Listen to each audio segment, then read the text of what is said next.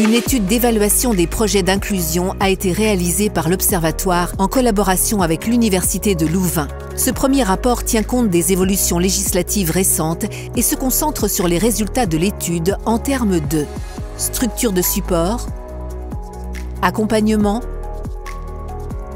gouvernance et propose des recommandations concrètes au gouvernement luxembourgeois et à la Chambre des députés.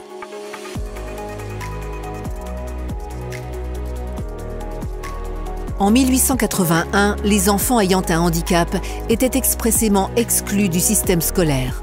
À partir de 1973, leur scolarisation devient obligatoire et le droit à l'instruction s'étend aux enfants à besoins spécifiques.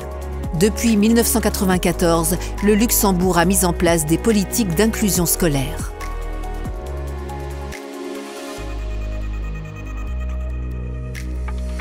Le Luxembourg ne possède pas de base de données centralisée sur les élèves à besoins spécifiques, ce qui bloque la mise en place de politiques éducatives basées sur des faits probants, ainsi que l'équité des ressources et la qualité de la prise en charge des élèves à besoins spécifiques.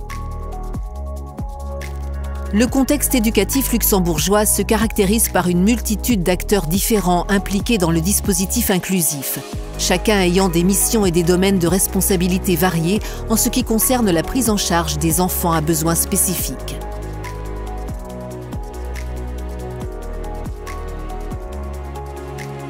Depuis l'année scolaire 2017-2018, aucune donnée nationale n'a été publiée concernant l'inclusion scolaire des élèves à besoins spécifiques. Malgré ce manque de données, 700 nouveaux postes ont été créés au cours des 5 dernières années pour soutenir les élèves à besoins spécifiques.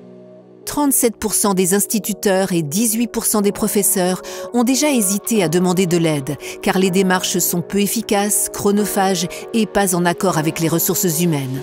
Il y a une attente de plus ou moins 10 mois avant que la prise en charge d'un élève puisse commencer. Les enseignants admettent manquer de connaissances sur les procédures administratives et les rôles des autres acteurs scolaires impliqués.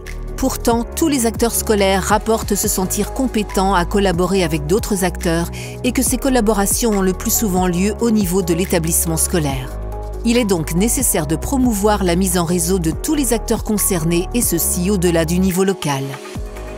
Sur la base des résultats présentés, l'Observatoire propose 3 recommandations. 1. Il est essentiel de collecter des données complètes et à jour sur l'inclusion scolaire au Luxembourg, en particulier en ce qui concerne la scolarisation des élèves à besoins spécifiques, afin d'informer, sensibiliser et garantir au mieux l'efficacité de l'inclusion scolaire.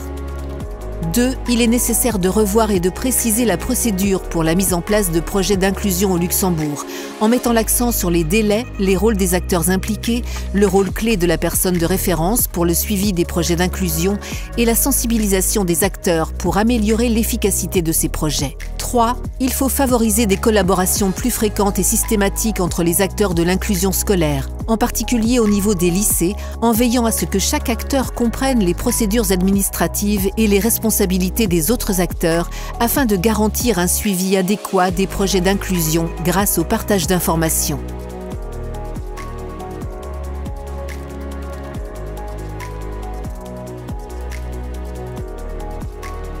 La publication d'un deuxième rapport sur la situation des élèves à besoins spécifiques en inclusion au Luxembourg est prévue en 2024.